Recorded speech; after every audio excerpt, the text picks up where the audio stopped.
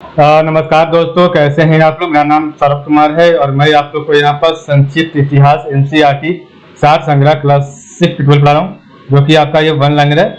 और इस किताब से हम लोग पढ़ने जा रहे हैं। आज का टॉपिक वह है आपका औरंगजेब, जो आपका मुगल शासक औरंगजेब के बारे में पढ़ेंगे। ठीक है, तो ये आपका चैप्टर नंबर 28 का पार्ट नंबर 6 या 7 होगा और ये आपका आखिरी पार्ट होगा। ठीक है, तो चलिए स्टार्ट करते हैं औरंगजेब के बारे में। तो औरंगजेब ने अपने सभी भाइयों को पराजित करके सन 1658 में सिंहासन पर अधिकार कर लिया।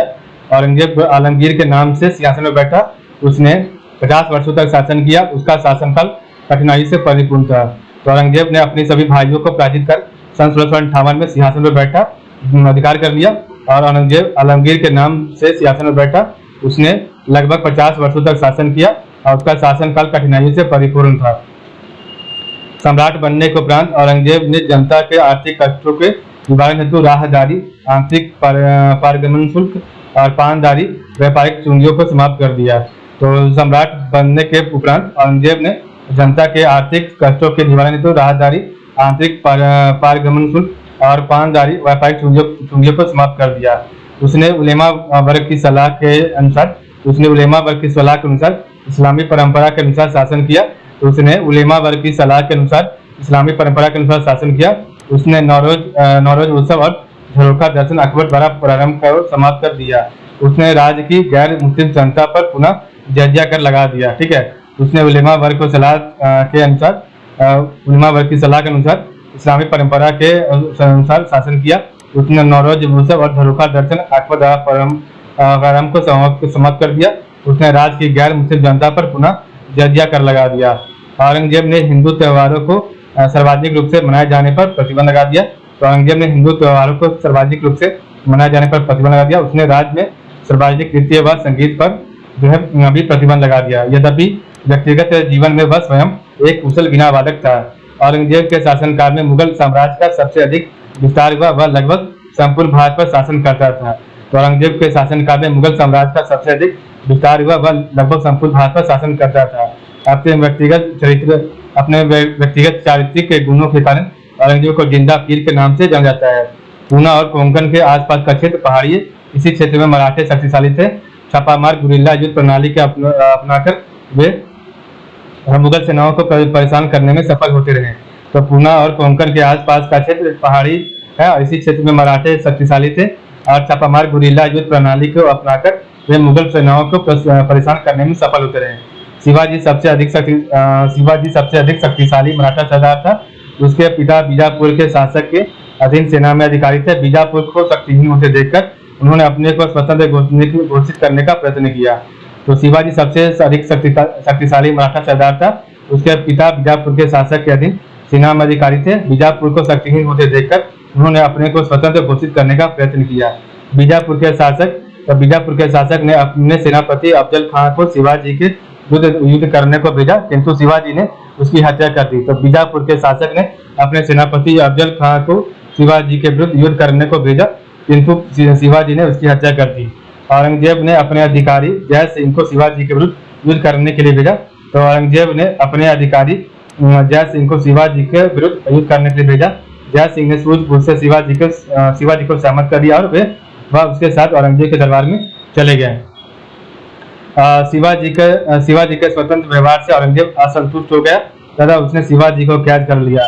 शिवाजी चालाकी से कैद से बाहर निकल आया। तो शिवाजी के स्वतंत्र व्यवहार से औरंगजेब असंतुष्ट हो गया तथा उसने शिवाजी को कैद कर लिया। शिवाजी चालाकी से कैद से बाहर निकल गया। उन्होंने स्वयं को मराठा राज्य का स्वतंत्र शासक घोषित कर दिया। तथा सन 1674 ईस्वी में राज सिंहासन पर बैठे। सन 1680 में अपनी मृत्यु के पूर्व 6 वर्षों में वह शक्तिशाली मराठा राज्य स्थापित करने में सफल हुए। शिवाजी के उत्तराधिकारी अयोग्य शासक थे। इनमें केवल रानी ताराबाई अपने छोटे पुत्र की संरक्षका थी, जो कि योग्य थी। औरंगजेब की मृत्यु के बाद मराठों ने अपने राज्य का तेजी से विस्तार किया तथा उनका राज्य भारत का सबसे शक्तिशाली राज्य बनकर उभरा। मुगल साम्राज्य में होने वाले अन्य विद्रोह क्या है? तो औरंगजेब के शासनकाल में मुगल साम्राज्य में अनेक विद्रोह हुए। मथुरा जिले में जाटों ने विद्रोह किया।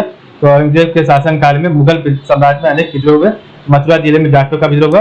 बीजापुर और गोलकुंडा में भी अनेक विद्रोह हुए जो वर्षों तक चलते रहे।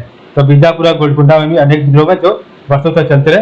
अंत में ये दोनों राज्य 1686 और 1687 में मुगल साम्राज्य में मिला लिए गए, जिसके कारण औरंगजेब का राजपूतों के साथ संघर्ष आरंभ हो गया।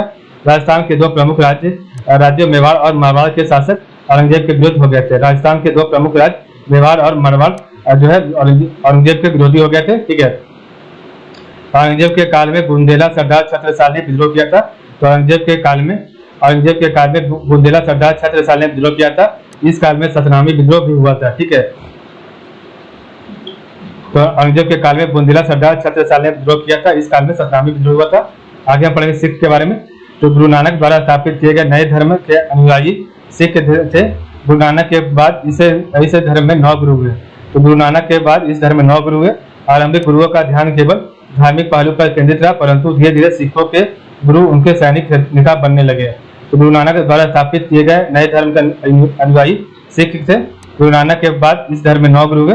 आरंभिक गुरुओं का ध्यान केवल धार्मिक पहलू पर केंद्रित रहा, परंतु धीरे धीरे सिखों के गुरु उनके सैनिक नेता बनने लगे। तो सिखों की शक्ति लगातार बढ़ रही थी। इस बढ़ती हुई शक्ति को रोकने के लिए मुगल प्रशासन ने 1675 ईस्वी में गुरु तेग बहादुर को फांसी की सजा दी थी। 10वें गुरु गोविंद सिंह ने सिखों का सैनिक के रूप में संगठन आरंभ किया तथा उनको मुगल सेनाओं के विरुद्ध युद्ध करने के लिए तैयार किया। तो 10वें गुरु गोविंद सिंह ने सिखों का सैनिकों के रूप में संगठन आरंभ किया तथा उन्होंने मुगल सेनाओं के विरुद्ध युद्ध करने के लिए तैयार किया। अब सिखों के लिए खालसा शब्द का प्रयोग होने लगा, जिसका अर्थ है शुद्ध। तो अब सिखों के लिए खालसा शब्द का प्रयोग, जिसका अर्थ है शुद्ध। गुरु गोविंद सिंह के नेतृत्व में अब अनेक सैनिक दल बन गए। मराठों के समान सिखों ने भी अनेक स्थानों पर आक्रमण किए। औरंगजेब के शासन काल में मराठों की भांति सिख स्वतंत्र राज्य की स्थापना नहीं कर सके। मुगल साम्राज्य अब इतनी शक्तिशाली नहीं रह गया था कि वह सिखों के विद्रोह का दमन कर सके। नेक्स्ट आपका पुर्तगाली और अंग्रेज। तो पुर्तगाली और अंग्रेजों ने भी औरंगजेब के लिए समस्या उत्पन्न की। पुर्तगाली समुद्री डाकुओं ने बंगाल की खाड़ी में जहाजों के लूटने का कार्य फिर से आरंभ कर दिया था। उन्होंने चटगांव को अपना केंद्र बनाया था। पुर्तगालियों ने उनके विरुद्ध युद्ध करने के लिए औरंगजेब ने अपनी सेना भेजी। इस सेना को पूर्ण सफलता मिली, क्योंकि उसने केवल चटगांव पर ही अधिकार नहीं किया, बल्कि बंगाल के पूर्वी भाग को भी मुगल साम्राज्य में मिला लिया। पश्चिमी समुद्र तट पर इस समय अंग्रेज समुद्री डाकू उपद्रव कर रहे थे। वे भारतीय जहाजों को लूट लेते थे। सूरत में अंग्रेजों का एक कारखाना था, वहीं से अंग्रेज व्यापार करते थे। औरंगजेब के शासनकाल के अंतिम दिनों में मुगल साम्राज्य उतना शक्तिशाली नहीं रह गया था जितना वह अकबर के शासनकाल में था। औरंगजेब कुछ परंपरावादी मुस्लिमों के प्रभाव में आ गया तथा उसने इस्लाम धर्म के नियमों के अनुसार शासन करने का निश्चय किया। उसकी यह नीति उसके पूर्वजों की शासन नीति से भिन्न थी। औरंगजेब एक परंपरावादी मुस्लिम बन गया तथा वह अपने धार्मिक सिद्धांतों के प्रति पूर्ण निष्ठावान था। वह दरबार की विलासितापूर्ण जीवन से विरक्त हो गया था, जो धार्मिक विश्वासों पर आधारित सादा जीवन व्यक्तित्व करता था। ठीक है, तो इस प्रकार हमने देखा औरंगजेब के बारे में पढ़ा। ठीक है, तो आपका ये चैप्टर जो है टोटल कंप्लीट हो गया मुगल साम्राज्य का जो शासक है। तो आपका वीडियो आज के लिए बस इतना ही। आप लोग का बहुत बहुत धन्यवाद।